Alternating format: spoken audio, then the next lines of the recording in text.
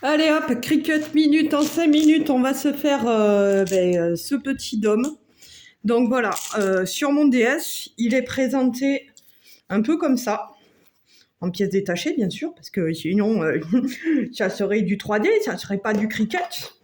Donc en gros, ces petits cercles, ça correspond à celui-là. Parce que qui dit un cercle, dit tu le plies en deux, ça fait un demi-cercle.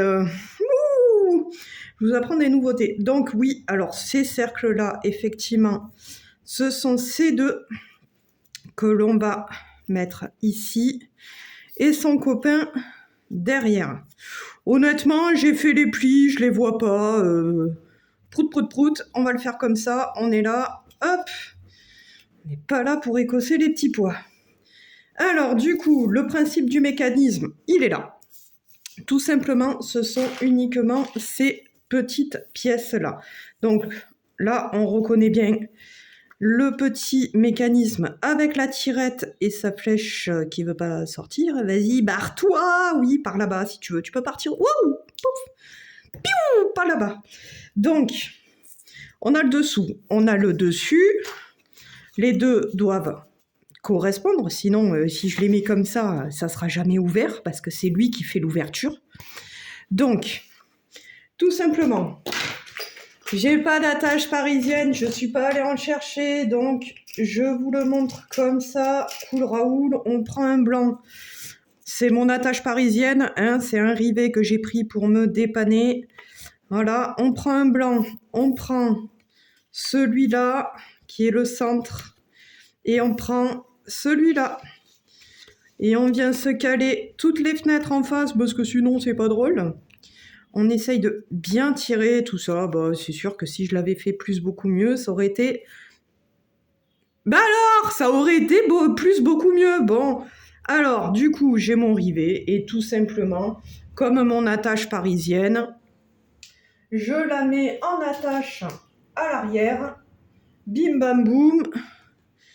Mon principe, il est là. Il est monté. Cette petite partie, alors...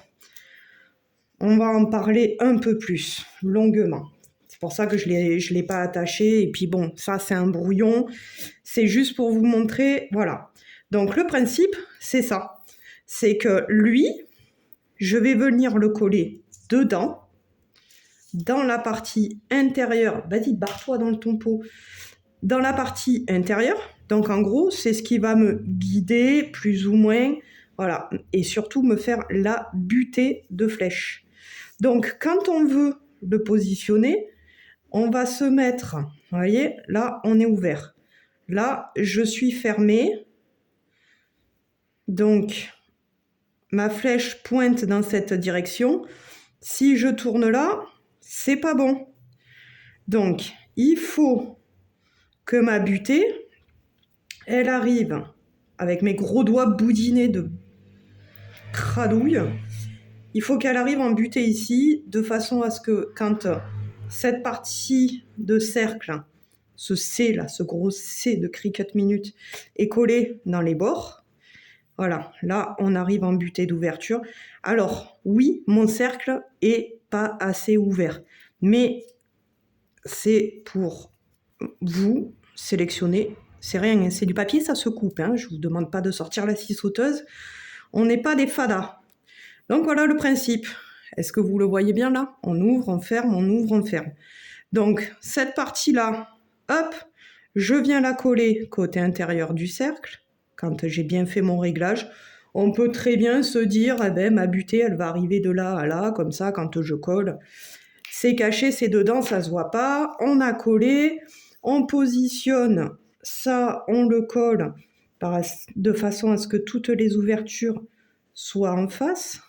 Voilà, on va coller sur cette languette-là et on vient mettre notre attache parisienne. Tadam! Pas plus compliqué que ça.